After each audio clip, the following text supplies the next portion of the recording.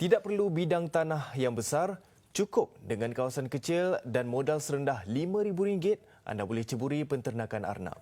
Dengan tempoh matang yang singkat, permintaan yang tinggi, siapa sangka ia mampu meraih keuntungan yang sangat lumayan. Laporan Suzila Idayu Yaakob di Tanjung Malim Perak.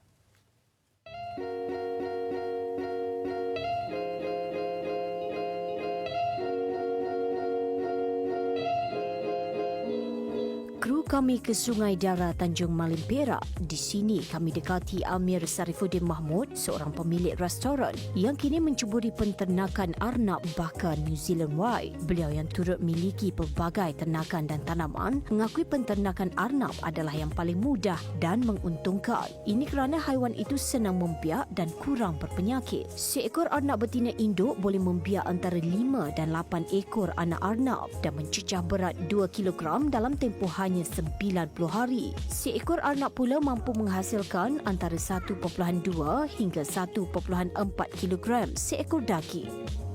Saya dah buat kajian, ternakan arnab ni ada future lah. Ada masa depan untuk membiak dan buat ternakan untuk dapat hasil. So dia permintaan tu ada. Jadi saya showkan mana-mana pihak kalau nak buat ternakan arnab ni bagus. Untuk ternakan lah, untuk mendapat hasil lah. Arnab hidup dijual 12 hingga 13 ringgit sekilogram, manakala arnab kakas iaitu daging dan tulang dijual pada harga 35 hingga 36 ringgit sekilogram. Bermula dengan sifat sayangkan haiwan, Encik Amir melihat satu potensi yang besar dalam mengusahakan penternakan arnab pedaging. Dalam tempoh 4 bulan sahaja, beliau berjaya menternak kira-kira 200 ekor arnab pedaging baka New Zealand White. Dan bukan sahaja daging, malah bulu serta tinja haiwan ini boleh dijadikan sebagai produk hiliran yang mampu menjana keuntungan kira-kira ribuan ringgit sebulan.